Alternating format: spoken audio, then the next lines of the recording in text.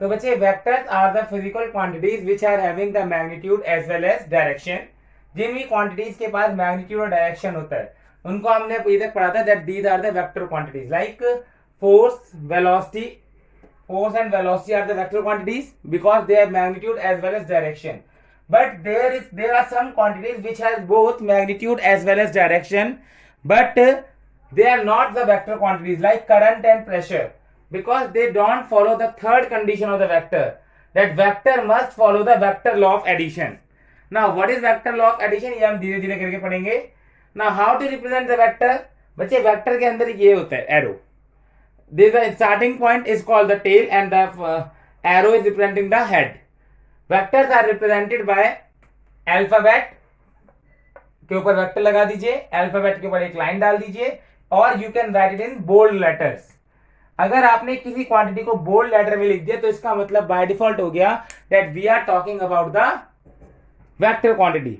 तो types of vector, first one is coinitial vectors. नाम बता रहे बच्चे, coinitial vector, vector having the common tail, जिनका इंटरसेक्शन पॉइंट एक ही होता है, जिनका टेल एक ही होता है. Coplanar vector, coplanar vector are the vectors which are lying in a plane. Third is orthogonal vectors. Orthogonal vectors, vectors which are perpendicular to each other. Vector A, vector B, इनके बीच का angle अगर 90 degree है then these are orthogonal vectors. Parallel vectors, parallel vectors, these are the parallel vectors. The angle between them is either 0 degree or it can be 180 degree also. Both of these are the parallel vectors. Both of these are the parallel vectors. Equal vectors, the vectors which are in the same direction and have same magnitude. Two vectors are said to be equal if they have the same magnitude and the same direction. Vectors having same magnitude as well as same direction.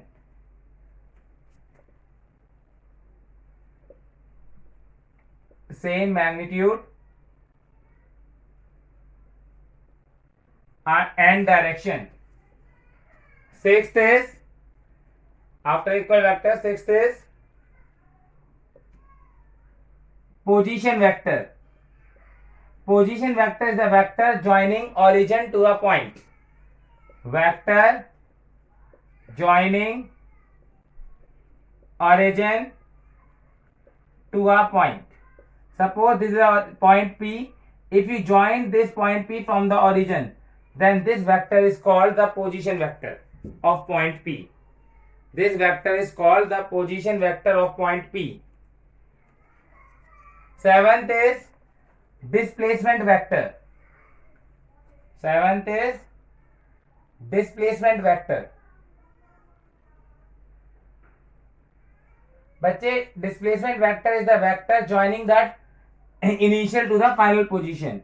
Suppose this is the initial position of a particle. It is represented by vector A, and this is the final position of the particle. Particle initial position से final position चला गया, and its position vector now is vector B. Initially position vector A था, finally position vector B था. Then this is the displacement vector. The vector joining initial to the final position. Vector joining initial position to the final position is the displacement vector. तो displacement vector का displacement होता है क्या? Final position minus initial position. तो here vector S will be equal to vector B. Vector B is the final position vector and vector A was the initial position vector. तो displacement को आप क्या लिख सकते हो बच्चे? Final position vector minus में initial position vector. Eighth is null vector. As the name signifies, it is a vector whose magnitude is 0. It is the vector whose magnitude is 0. Ninth and the very important one is unit vector. Unit vector. तो बच्चे unit vector are the vector whose magnitude is 1. Unit vector are the vectors whose magnitude is 1.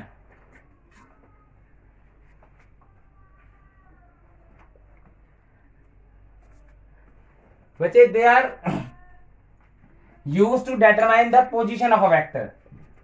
They are used to determine position of a vector. देखिए इसको समझते हैं धीरे धीरे बच्चे. in mathematics there are three axes, x axis, y axis and the z axis. Suppose it is a three random coordinate 2, 3, -4. So what does this coordinate represent? That its x value is 2, y value is 3 and z value is -4. But in physics x value is represented by I cap. This is a cap. जहां भी cap आ जाए इसका मतलब he is talking about the unit vector. तो I cap is representing the unit vector along x axis. Unit vector along x axis means now we have to represent the x axis by I cap. J cap. J cap is the unit vector along y axis and k cap is the unit vector along z axis. तो बच्चे अगर मुझे इस point का position लिखना है physics की terms में, suppose it is a position vector vector a, तो you will write it as 2i cap. What does this mean कि इसके x की वैल्यू 2 है plus 3j cap 2i cap plus 3j cap plus -4k cap. इसकी z की value -4 है. ठीक है, तो this is the representation of a vector quantity. तो vector any vector can be written as its x axis value i cap plus j y axis value j cap plus उसी vector की z axis value k cap. This is a standard representation of a vector. ठीक है. Now how to find its value? How to find the value? Value is called here magnitude of vector. अगर आप vector के उस side में vector की quantity के side में मॉड्यूलस लगा दो या वेक्टर क्वांटिटी के ऊपर वेक्टर का साइन हटा दो, तो इसका मतलब होता है we are talking about the magnitude of vector. We are talking about the magnitude of vector. It is equal to always x axis value I cap, x axis value का square plus y axis value का square plus z axis value का square. For example, if you find the magnitude of this vector, if you find the magnitude of this vector, it will be equal to under root of 2 का square plus 3 का square plus -4 का square. तो यहाँ पर plus और minus का अंतर नहीं पड़ेगा बच्चे, क्योंकि उसका स्क्वायर अपने आप क्या हो जाएगा, पॉजिटिव. तो आ जाएगा 4 + 9 + 16 that is equal to √29. √29 is the magnitude of this vector. So unit vector, so this is the meaning of unit vector. Now what is the meaning of this line? They are used to determine the position of a vector. देखिए बच्चे, any vector quantity has two things, magnitude as well as direction. If you divide the vector by magnitude, then what is left? Only direction. That is unit vector. That is unit vector.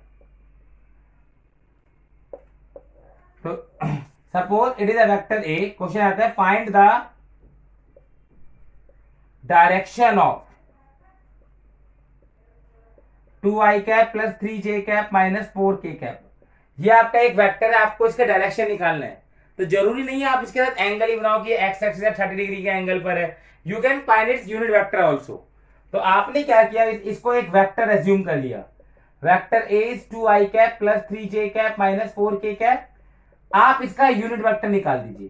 Cap का मतलब हो गया, यहाँ पे मैंने cap लगा दिया ना, कैप का मतलब अपने आप में हो गया that we are talking about the unit vector. We are talking about the unit vector. तो यूनिट वेक्टर कितना हो जाएगा बच्चे, ये इसका फॉर्मूला क्या था, वेक्टर अपॉन में उसका मैग्नीट्यूड, वेक्टर ए अपॉन में उसका मैग्नीट्यूड. तो it is equal to 2i cap plus 3j cap minus 4k cap upon में मैग्नीट्यूड कैसे निकालेंगे, 2 का स्क्वायर प्लस 3 का स्क्वायर प्लस माइनस 4 का square. You can solve it. In this way you can find the unit vector or the direction of a vector.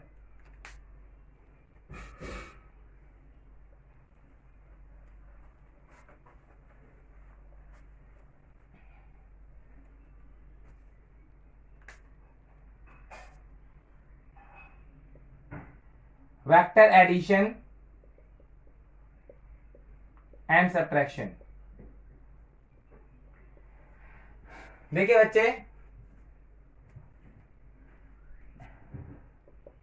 Vector A आपको given है 3i cap plus 4j cap minus 2k cap. Vector B आपको given है i cap plus 4k cap. You have to find vector A plus vector B and vector A minus vector B. आपको दो चीजें निकालनी है. तो बच्चे vector A plus vector B निकालने के लिए आई कैप वालों को आई कैप वालों में ऐड कर दो, जे कैप वालों को जे कैप वालों में एंड के कैप वालों को के कैप वालों में. तो यहां पर बच्चे 3 के आगे क्या था 1, 3 प्लस 1 4 आई कैप, ऊपर 4 जे कैप है, नीचे कोई जे कैप की टर्म ही नहीं है, तो ये plus 4 J cap add this minus 2 plus 4 plus 2 K cap.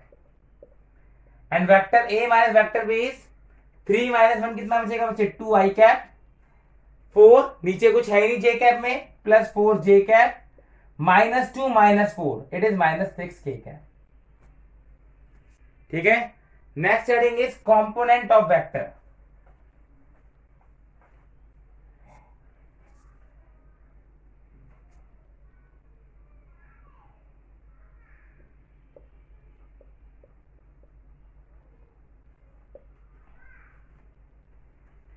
Components of vector. Suppose this is a vector having value 20 Newton, but this vector is neither in x-axis nor in the y-axis. तो आप इसके दो हिस्से कर सकते हो, एक x-axis में और एक y-axis में. What you have to do, you have to take the tail and draw the axis on it. आपने axis बना दी. Now let this to be vector A. Now this vector A is lying in between the two axes x and y. Suppose this is making an angle of 30 degree with the x axis. तो इस vector A के दो component होंगे, एक x axis में और एक y axis में, एक x एक्सिस में और एक y एक्सिस में, जिसके साथ एंगल बनता है that is always the cos component 20 cos 30. And the another way is always the sin component 20 sin 30. अब इसका एडवांटेज क्या है बच्चे, इंस्टेड ऑफ स्टडिंग ए, अब मैं ए को ना पढ़ के खाली दो ही एक्सिस पढ़ ए एक्स और ए वाई को स्टडी करूंगा and I will get the same answer. अब मैं ए को ना पढ़ के किसको स्टडी करूंगा, A X and A Y को, and I will get the same answer. For example if I ask you vector find vector A plus vector B. Vector A is this, let's suppose its value to be 20 Newton and vector B is this, let's suppose its value to be 30 Newton. Its value to be 30 Newton and it is making an angle of 30 degree with the y axis. तो बच्चे A तो already x axis में, आप B के component कर दीजिए. Component करने का तरीका क्या था, टेल पर एक्सिस ड्रॉ कर दीजिए. Vector B is lying in these two axes. This is the x component, y axis component, this is the x axis component. अब ये 30 न्यूटन का वेक्टर है, ये 30 डिग्री एंगल बना रहा था y एक्सिस के साथ, 30 cos 30 30 sin 30. b को भूल जाओ, आपने b के कंपोनेंट कर दिए ना, तो b को भूल जाइए. cos 30 कितना होता है बच्चे, cos 30 is √3/2 15 √3 and sine 30 is 1/2 15. तो बचा क्या बच्चे, 20 न्यूटन का आगे की तरफ, 15 न्यूटन का पीछे की तरफ एंड 15 √3 ऊपर की तरफ, यही तीन बचे. इन दोनों को सॉल्व करेंगे, you can clearly see in that they are in the opposite direction. Simply minus हो गए 5 15√3। तो यहाँ पर वेक्टर जो रिजल्टेंट है vector A plus vector B वो कितना आ गया बच्चे 5 i कैप, एक्स एक्सिस में 5 वैल्यू है और वाई एक्सिस में वैल्यू कितनी है 15√3 j कैप, 15√3 j कैप। ठीक है, मैंने सिंपली ऐड नहीं कर सकता। सिंपली ऐड क्यों नहीं कर सकता बच्चे, because they are inclined at some angle. अगर एक ही डायरेक्शन में होते सिंपली ऐड कर देता, but they are inclined at some angle, तो आपको इसे ऐसे ऐड करना पड़ेगा। Apart from this component method, there are vector laws for the addition also. Let's go through them also. Vector law of addition. Vector laws of addition. Vector laws of addition. First one is parallelogram law. Parallelogram law. बच्चे ये कहता था कि अगर आपके पास दो vector हैं which are connected tail to tail, मतलब दोनों वेक्टर्स की टेल्स आपस में कनेक्टेड है, ठीक है। थीटा क्या होता है, angle between the two vector. It is always the angle between the tails of the two vector, either the two tails or the two heads. दोनों वेक्टर की या तो टेल या दोनों के वेक्टर के हेड के बीच का जो एंगल होता है वही एंगल होता है थीटा। अब मैं कहूं इन दोनों वेक्टर के बीच का कितना एंगल है, वेक्टर ए और वेक्टर बी के बीच का, ये तो हेड टू टेल कनेक्टेड है। ए की हेड से बी का टेल निकलना है, तो इनके बीच का angle vector angle between the two vector नहीं है। आपको इसे आगे बढ़ाना पड़ेगा वेक्टर ए को। अब ये एंगल कितना बचा 30 डिग्री, तो ए और बी के बीच का एंगल 30 डिग्री है। हमेशा जो एंगल नापना है वो दोनों वेक्टर के टेल्स के बीच का नापना है या दोनों वेक्टर्स के हेड के बीच का। ऐसा नहीं होना चाहिए कि एक का हेड है और दूसरे का टेल है। फिलहाल back to the parallelogram law. Suppose these are the two vectors, vector A and vector B, and are representing the two sides of a parallelogram. I want to find, actually the question is कि मेरे पास vector A है vector B है, मुझे vector A plus vector B निकालना है, resultant निकालना है without components, without doing component मुझे इनका रिजल्टेंट निकालना है। तो इसका क्या है बच्चे, आप इसका एक पैरेललोग्राम कंप्लीट कर लीजिए। आप ये मान लीजिए कि vector A and vector B are representing the two adjacent sides of a parallelogram, then the resultant to the same point, जो diagonal from the same point होगा वही रिजल्टेंट है, वही vector A plus vector B है। ये था parallelogram law. आप दो वेक्टर बनाइए जो टेल टू टेल कनेक्टेड है, and these two are representing the two sides of a parallelogram, तो उसी पॉइंट से जो डायगोनल जा रहा होगा वही रिजल्टेंट है। You have to find this value A B C D, you have to find this value A C. तो बच्चे आपको पता है opposite side of parallelogram are equal. अगर ए डी बी था तो बी सी भी बी होगा। I am repeating that parallelogram law is applicable when the vectors are connected tail to tail. ठीक है, so if this angle is theta, इसकी definition भी paper में लिखने को आ जाती है पैरेललोग्राम लॉ की। I am repeating the definition again. If two vectors are representing the adjacent sides of a parallelogram, then diagonal of the parallelogram from the same point is the resultant of the two vectors. Diagonal of parallelogram from the same point is the resultant of two vectors. तो बच्चे अब मुझे r की value निकालनी है। First of all you come to the triangle BCD। In triangle BCD अगर आप sine theta लगाते हैं तो आ जाएगा CD अपॉन BC, तो CD आ जाएगा अपॉन में B is equal to sine theta. तो यहां से बच्चे B इज इक्वल टू क्या आ जाएगा, CD इज इक्वल टू क्या आ जाएगा B sine theta. Also from in the same triangle if you apply the cos theta, in the same triangle if you apply the cos theta, then cos theta will be equal to how much, base upon hypotenuse, that is BD upon में BC, BD upon में BC। तो BC कितना है बच्चे B, तो cos theta is equal to BD upon में B। BD आ जाएगा बच्चे B cos theta. Now you have find the value of BD and CD, लेकिन आपको ना तो BD निकालना है ना ही CD निकालना है। You have to find the value of resultant, you have to find the value of resultant. ठीक है, तो बच्चे रिजल्टेंट का वैल्यू कैसे आएगा, in right angle triangle ADC, अगर आप देखेंगे तो एडीसी जो है वो एक राइट एंगल ट्राइंगल है। In right angle triangle ADC, AC का स्क्वायर बराबर होगा बच्चे एडी का स्क्वायर प्लस सीडी का स्क्वायर। एसी का square will be equal to AD का स्क्वायर प्लस सीडी का square. AC is the resultant, resultant का square is equal to AD. AD को आप क्या लिख सकते हो बच्चे, A B plus B D. AD को आप क्या लिख सकते हो, A B plus B D का whole square plus C D. C D कितना है, सी डी तो सी डी है। तो यह आ जाएगा बच्चे रिजल्टेंट का square is equal to vector A plus vector B के मैग्नीट्यूड का स्क्वायर। ठीक है, क्योंकि रिजल्टेंट है क्या, vector A plus vector B.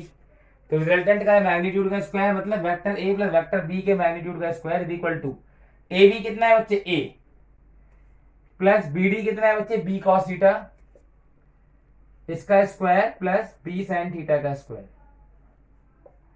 तो ये आ जाएगा बच्चे A square plus B square cos square theta plus 2ab cos theta plus B square sine square theta. अगर आप इन दोनों में देखेंगे तो बी स्क्वायर कॉमन है। ठीक है, तो रिजल्टेंट का स्क्वायर कितना आ जाएगा बच्चे, A square plus B square cos square theta plus sine square theta 1 बन जाएगा प्लस 2ab कॉस थीटा। तो रिजल्टेंट क्या आ जाएगा, vector A plus vector B का magnitude is equal to under root of A square plus B square plus 2ab cos theta. This is the resultant. If you want to find the direction, if you want to find the direction, तो आप बच्चे ये निकाल सकते हैं tan alpha. ये तो value आ गया। ठीक है, डायरेक्शन के लिए आप क्या निकाल सकते हैं बच्चे, एंगल। तो tan अल्फा कितना आएगा बच्चे, सेम ट्राइंगल से सी डी अपॉन में एडी, सी डी अपॉन में एडी। तो बच्चे tan alpha will be equal to C D is how much, C D is B sine theta upon में एडी कितना है बच्चे, AD is A B plus B D, A B plus B D. तो tan alpha is equal to B sine theta upon a plus b cos theta. From this you can find the value of alpha. From this value you can find the value of alpha. आई मैं इसका एक question कराऊंगा। Next quickly do the parallelogram law, triangle law also, because दोनों का derivation same ही है, दोनों का derivation same ही है। देखिए बच्चे ट्राइंगल लॉ,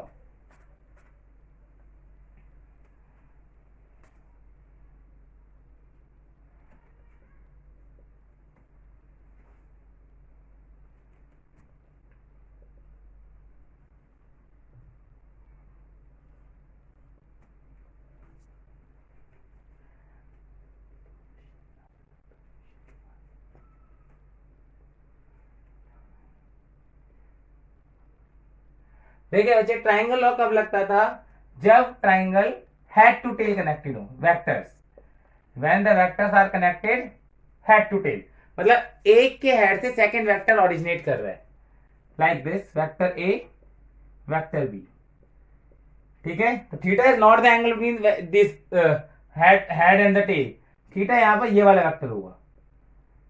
वाली बात है, मैंने आपको पहले बताया था कि theta is the angle between always the tails. So in this case, this law states that if two sides are represented, if two vectors are representing the two sides of a triangle and are connected head to tail manner, then resultant is the vector joining the tail of the first vector to the head of the second vector, or the resultant is the third side of the triangle. So this is the resultant, vector A plus vector B. ठीक है बच्चे, if you focus on the figures, if you rub this, then both the figures are same. You again draw a perpendicular CD. This is the result, the angle alpha. Keep it in mind. कि यहाँ भी answer same ही आएगा, whether you apply parallelogram law और the triangle law, both are the same thing, both will give you the same answer. Derivation दोनों का same है, बस आपने इतनी फिगर अब कर दो। इतनी फिगर का मैंने पैरेललोग्राम लॉ में कुछ यूज ही नहीं करा था, मैंने इस ट्रायंगल का छोटे वाले का और बड़े वाले का यूज किया था। तो derivation is 100% same, but only the statement is different. ये टेल टू टेल कनेक्ट हो तब लगता है, ये हेड टू टेल कनेक्ट हो तब लगता है। Here also the resultant will be equal to under root of a square plus b square plus 2ab cos theta, and tan alpha will be equal to how much? b sin theta upon में a plus b cos theta, providing alpha is the angle with vector a always. Alpha is angle of resultant with vector a always. Let's do some questions.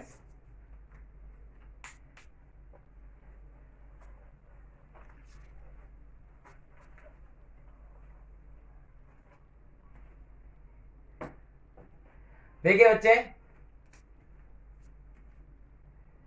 Find the angle between the two vectors if find angle between two vectors if magnitude of their resultant, magnitude of their resultant is also equal to magnitude of each vector, is equal to magnitude of each vector। देखिए बच्चे,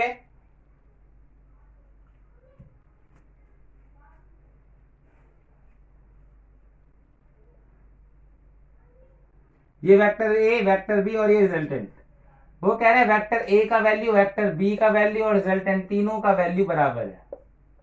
let's suppose आपने तीनों के value को x मान लिया, तो आपको पता है बच्चे रिजल्टेंट का स्क्वायर क्या होता है? Under root of A square plus B square plus 2ab cos theta.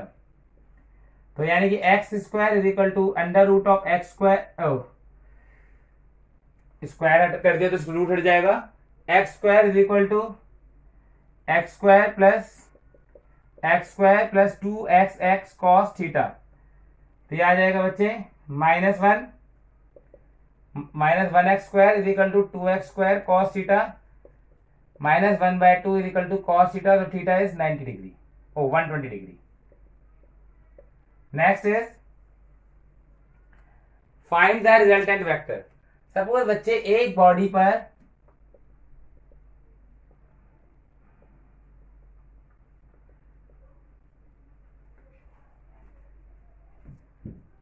Find the resultant vector. देखिए बच्चे, ये वेक्टर ए है, ये वेक्टर बी है, vector A vector B. Suppose इसका वैल्यू 10 न्यूटन है, इसका वैल्यू 20 न्यूटन है, and both are inclined at an angle of suppose 60 degree,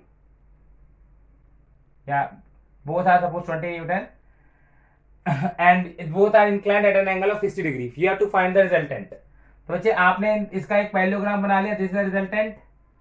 तो resultant will B under root of A square plus B square plus 2ab cos theta under root of 20 का square plus 20 का square plus 2 into में 20 into में 20 into में cos theta. cos 60 is 1/2, angle between the two vector is 1/2। तो ये आ जाएगा 20√3 newton. On solving it will come to be और 20√3 newton. If you want to find the angle, तो आपने रिजल्टेंट का ए के साथ एंगल मान लिया alpha, tan alpha is b sin theta upon a plus b cos theta. तो जिसके साथ एंगल बन रहा है अल्फा वो a, यानी कि 20 a है और b वैल्यू, हालांकि यहाँ पर दोनों मैग्नीट्यूड इक्वल है, तो यहाँ पर b का value 20 sin 60 upon 20 plus 20 cos 60। तो ये सॉल्व करके आएगा बच्चे 1/√3। tan alpha is 1/√3।